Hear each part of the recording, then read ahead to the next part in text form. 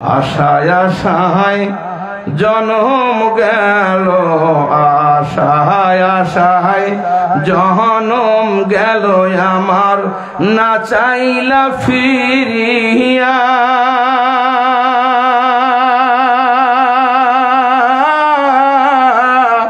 আর কত কাল থাকবো মাহবুব তোমার দিদার পানে চাইয়া। আরে আর কত কাল থাকবো মাহবুব তোমার দিদার পানে চাইয়া। করতে গেছেন, হজের যাওয়ার পরে দিলটা একটু নরম হলো। বাড়িতে এসে বড় দুই ছেলেকে ডেকে বলতেছে, বাবা তোদের নিয়ে একটা ছোট্ট পরামর্শ কি, তোদেরকে আমি দিন এলেম শিক্ষা দিতে পারে নাই, তো আমি চাচ্ছি এই ছোট্ট ছেলেটা তোদের ছোট ভাইটাকে আমি একটু এলমে দিন শিক্ষার জন্য, কোরআন শিক্ষার জন্য মাদ্রাসায় দিতাম। বড় ভাই বলতেছে, আব্বা তুমি তো তারে মাদ্রাসায় দেবে, কিন্তু আমার মন তো বলে আমাদের থেকে তার ব্রেন ভালো, আমাদের থেকে বড় অফিসার হবে। এবার বলতেছে ছোট ছেলে তোমার পরামর্শ কি?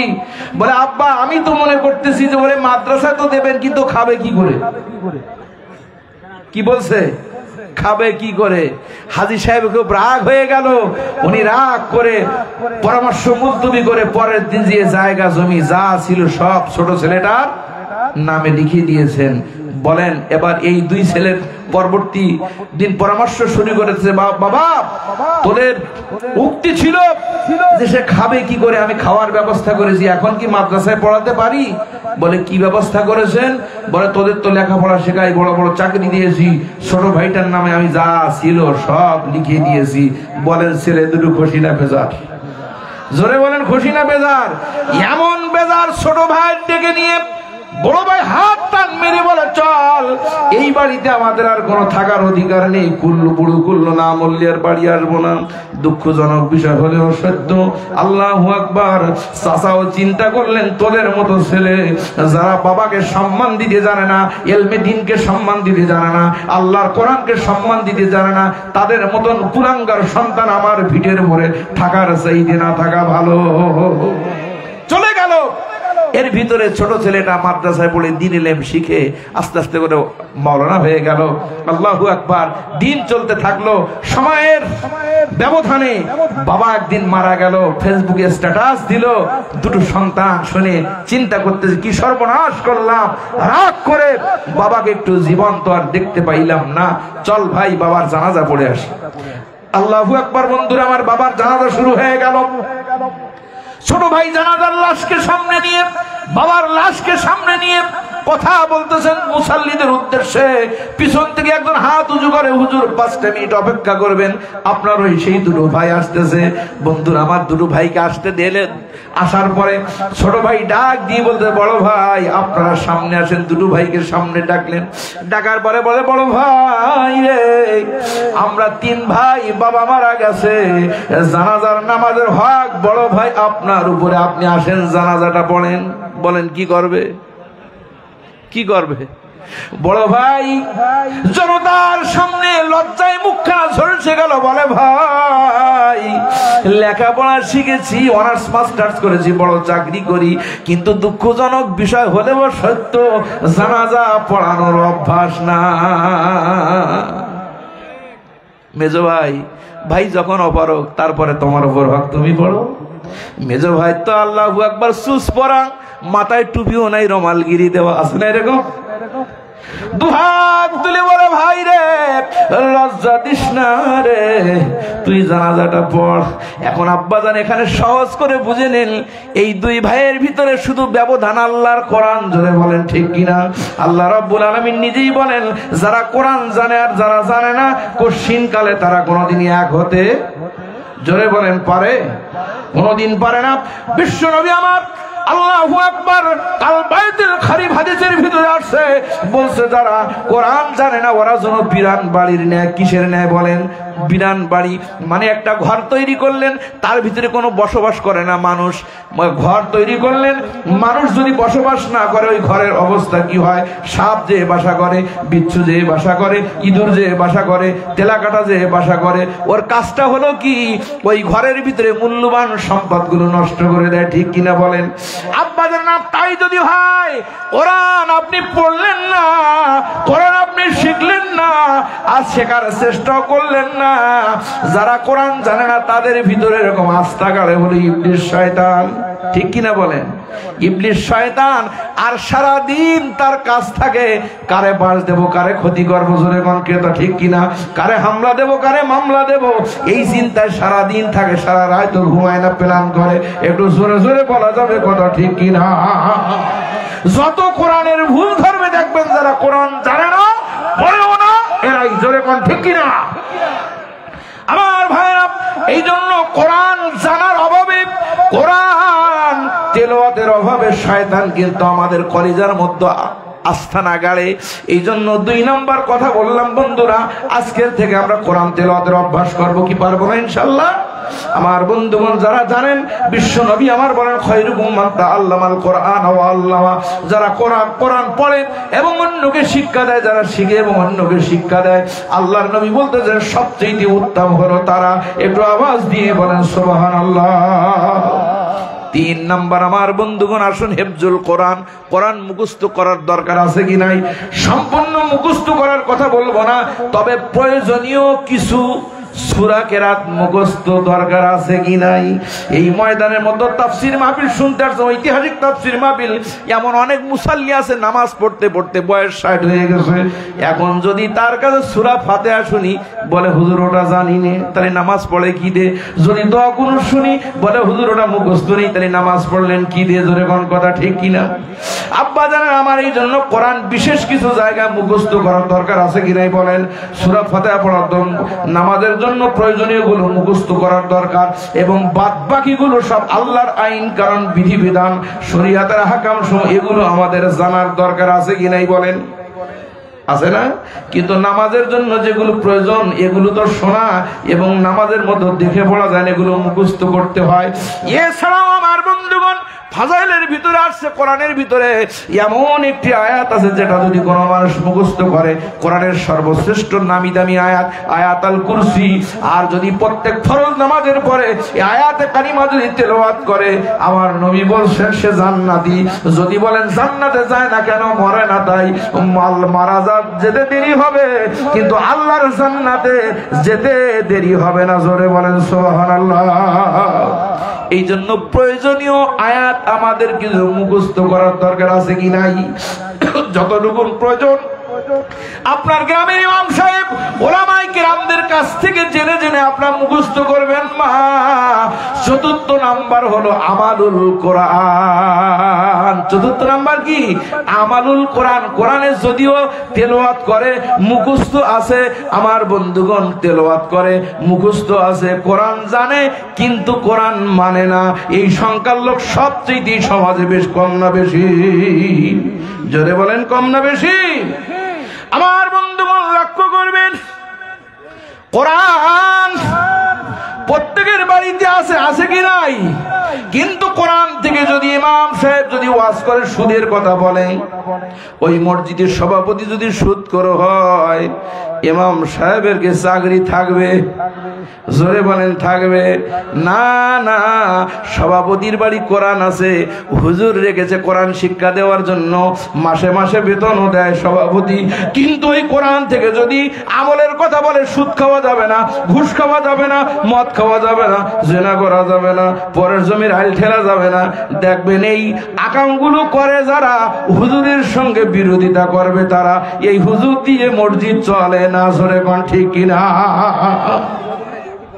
এই জন্য বন্ধুগণ, যদিও কোরআন আছে কিন্তু কোরআনের আমল আমাদের নাই। আছে এমন কোন মাহফিল হয় না যে মাহফিলে পর্দার কথা বলা হয় না, কিন্তু আমরা পর্দার ওয়াজ করেছি যত, মা বোনরা বেপর্দা হয়েছে তত, সুদের ওয়াজ করেছি যত, মা আল্লাহু আকবার সমাজের সুদ করে বেড়েছে তত। একটু জোরে জোরে বলা যাবে কথা ঠিক কিনা? তাহলে বোঝা গেল কোরআন আছে কিন্তু আমালুল কোরআন আমাদের মধ্যে আমল নাই। কিয়ামত পর্যন্ত যদি কোরআনের একটা আলোচনা থাকে, কোরআন যদি আমল না হয়, আমার বন্ধুগণ চেষ্টা করেও আল্লাহর কোরআন কখনো পার্লামেন্টে নিয়ে যাওয়া সম্ভব না। আমার ভাইরা আসুন, ৫ম নাম্বার একটা হলো ইকামাতুল কোরআন। আমার বন্ধুগণ, দুনিয়ায় দুই ধরনের রাজত্ব, একটা হলো শয়তানি আর একটা হলো আল্লাহর কোরআন। জোরে বলেন দুই ধরনের, একটা হলো আল্লাহর বিধান দিয়ে আর একটা হলো মানব রচিত মতবাদ দিয়ে, আল্লাহ শয়তানি। আমার বন্ধুগণ, প্রত্যেকটি মানুষকে আল্লাহ পাক রব্বুল আলামিন দুনিয়ায় পাঠানোর আগে আল্লাহ ঘোষণা দিয়ে দিয়েছেন, ওয়াইয ক্বালা রাব্বুকা লিল মালাইকাতি ইন্নী জাইলুন ফিল আরদি খলিফা। আল্লাহ পাক রব্বুল আলামিন আমাকে প্রতিনিধি হিসাবে দুনিয়াতে পাঠিয়েছেন, প্রতিনিধি। তার মানে দেখবেন এক কোম্পানির যারা প্রতিনিধি, আল্লাহু আকবার, আল্লাহু আকবার, যারা স্কয়ার কোম্পানির দেখবেন রিপ্রেজেন্টেটিভ, যারা প্রতিনিধি, তারা অন্য কোন কোম্পানির কাজ করে না, তাদের স্লোগান দেয় না 24টা ঘন্টা হলো যে যে কোম্পানির প্রতিনিধি সেই কোম্পানির কাজ করবে। ঠিক কিনা বলেন? আমরা আল্লাহ তাআলার কাছ থেকে ওয়াদা করে এসেছিলাম। আল্লাহ বলছেন, আলাস্তু বিরাব্বিকুম, আমি কি তোমাদের প্রভু না? আমরা সেদিন বলেছিলাম, হ্যাঁ আপনি আমাদের প্রভু, আমরা আপনার প্রতিনিধি, আমাদের প্রতিনিধি করে সৃষ্টি করেছেন। সুতরাং বেঁচে থাকবো যতদিন আল্লাহর দুনিয়ায় আল্লাহর দ্বীন কায়েম হোক, এই ব্যাপারে আমাদের চেষ্টা থাকবে ততদিন। রাজি আছেন যারা? দুটি হাত আল্লাহকে দেখাই দেন তারা। নারাই তাকবীর, নারাই তাকবীর। আমার বন্ধুরা, শুন তাহলে ইকামতের দিন। আল্লাহু আকবার। আমার ভাইরা, একটু জিকির করুন, লা ইলাহা ইল্লাল্লাহ, জোরে লা ইলাহা। একটু মহব্বত দিন, লা ইলাহা, আরো মহব্বত, লা ইলাহা ইল্লাল্লাহ। আশায় আশায় জনম গেল, আশায় আশায় জনম গেল আমার, না চাইলা ফিরিয়া।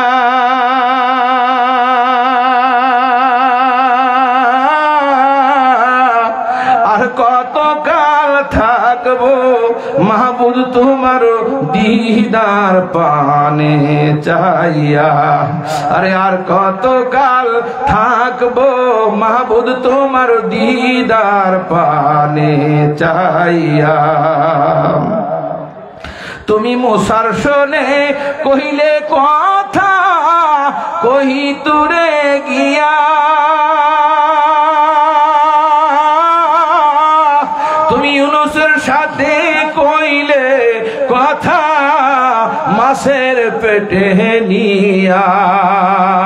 আমি তোমার শোনে কহিব কথায়, আমি তোমার শোনে কহিব কথায়, আমি কবরে শুইয়া। আর কত কাল থাকবো মাহবুব তোমার দিদার পানে চাইয়া।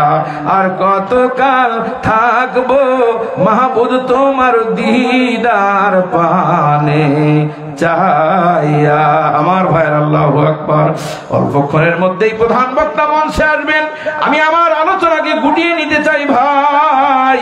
আমি আলোচনা করতেছিলাম, আল্লাহ রাব্বুল আলামিন বলেছেন, বান্দারে আমি হায়াত সৃষ্টি করেছি আর মউত সৃষ্টি করি কি জন্য? আল্লাহ বলেন, লিয়াবলুয়াকুম আইয়ুকুম আহসানু আমালা। আমি তোমাদের পরীক্ষা করে দেখতে চাই কে কত সুন্দর আমল করো। 5টি সুন্দর আমলের কথা আমি আপনাদেরকে বললাম। আরেকটি সুন্দর আমলের কথা বলে আমি আপনাদের মাঝ থেকে বিদায় নেব ইনশাআল্লাহ। মা বোনেরা আছেন যারা, মনোযোগ দিয়ে শুনবেন তারা বাবা গভীর মনোযোগ দিয়ে শুনবেন। একটুখানি ভালো আমলের কথা বলতেছিলাম, সুন্দর আমলের কথা।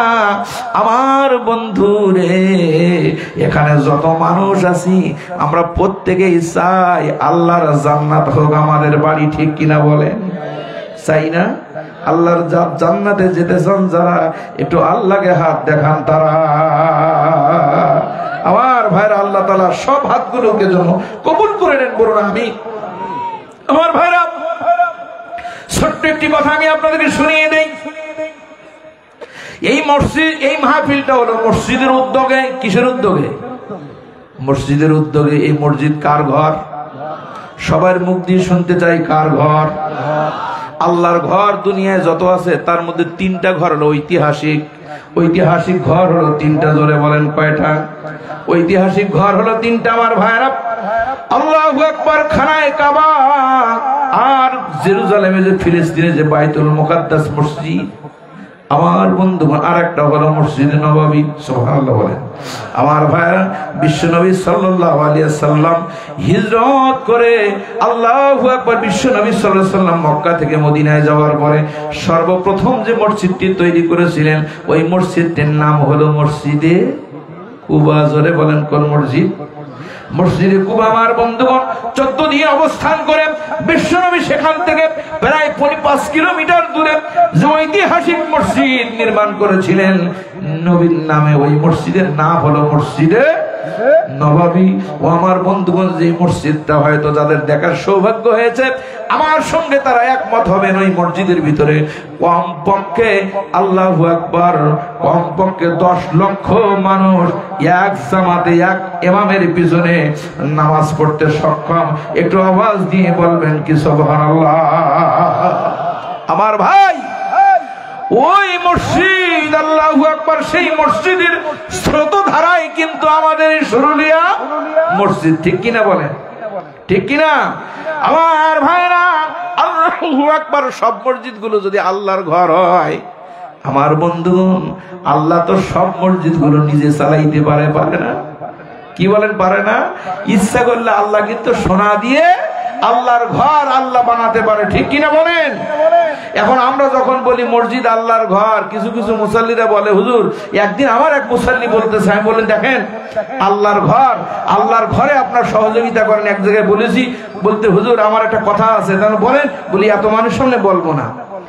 তো গোপনে বলতে, হুজুর আল্লাহর ঘর, তা আল্লাহ চালাইতে পারে না, এ চালাইতে গেলি এই লোকের কাছে হাত পাইতে। কথা তো একেবারে ঠিক। হ্যাঁ, তার কথা শুনি আমি চিন্তা করলাম, হারে এরে আমি কি দিয়ে বুঝাই? আল্লাহর ঘর। আমার বন্ধুগণ, আল্লাহ সত্যি আল্লাহর ঘর আল্লাহ চালাতে পারে না? জোরে বলেন, পারে না? ইচ্ছা করলে গোটা বাংলাদেশে প্রায় 4.5 লক্ষের মতো জুমা মসজিদ, আরো তো 5 যেখানে এদিকে সেদিকে আছে, আল্লাহ ইচ্ছা করলে সব মসজিদগুলো সোনা দিয়ে তৈরি করতে পারতেন। জোরে বলেন ঠিক কিনা? কিন্তু যদি সোনা দিয়ে আল্লাহ তাআলা মসজিদ বানাতেন, লস হতো আমাদের। ঠিক কিনা বলে? সেই লসটা কি? আমরা অনেক পাপী মানুষ আছি। আল্লাহ তাআলা এত দয়ার সাগর, আমার নবী চান না তার একটা উম্মতকে রেখে তিনি জান্নাতে যাবেন। এই জন্য যত বাহানা আছে তার মধ্যে অন্যতম একটি ফাজাইলের হাদিস আমি আপনাদের সামনে বলি। বিশ্ব নবী আমার বলেন, মান বানা লিল্লাহি মসজিদান বানা আল্লাহু লাহু বাইতান ফিল জান্নাহ। আল্লাহর নবী বলেন, যেই ব্যক্তি আল্লাহর জমিনে আল্লাহর একটা মসজিদ ঘর তৈরি করবে, আল্লাহ রব্বুল আলামিন তার জন্য জান্নাতের ভিতরে ঘর বানাইয়া দেবে। 2 হাত তুলে বলুন মারহাবা। এজন্য আমার ভাই, আমি যদি আর লম্বা সময় নিতে চাই, প্রধান বক্তা আল্লাহু আকবার, একটা উজ্জ্বল তাফসীর জগতের নক্ষত্র আপনাদের ব্যাহত হবে। এই জন্য সময় নষ্ট করব না। আমাকে বলে গেছেন, হুজুর সর্বশেষ সময়টুকু আপনার কাছে দাবি, আল্লাহর ঘরের কাজ চলমান, একটুখানি মসজিদের দরদের কথা বলবেন। আমি অনেক জায়গায় বলে দেখেছি, লক্ষ্য করেছি বাবা, যখন মসজিদে কালেকশনের কথা বলা হয়, কিছু কিছু বুদ্ধিমান আছে, ওরা আর বসতে চায়, কিন্তু আজকে লক্ষ্য করে দেখবেন কারা বসতে চায় না, আল্লাহর ঘরে কারা দিতে চায় না। আমি এখনই যদি টাকা চাই, তারা 2-1 করে উঠবে। জোরে কোন ঠিক কিনা? কিন্তু একটা কথা আমি বলে দেই বাবা, যদি আপনার সম্পদ আল্লাহ যদি কবুল করে, আপনি দিতে না চাইলেও চলে আসবে। ঠিক কিনা? আর আল্লাহ তাআলা যদি আপনার সম্পদ কবুল না করে, আপনি মাথা ঠিকে মারাও যাবেন, আপনার সম্পদ আল্লাহর কাজে লাগবে। জোরে বলেন লাগবে। এই জন্য এখন আমি অল্প সময় একটু দেখতে চাই কার সম্পদ আল্লাহর ঘরের জন্য লাগে। আমার বাবা, কার সম্পদ লাগবে আর কার সম্পদ লাগবে না, এটা আমি একটুখানি দেখতে চাই। কি রাজি আছেন তো ইনশাআল্লাহ? আজকের হাজার হাজার মানুষ বাবা,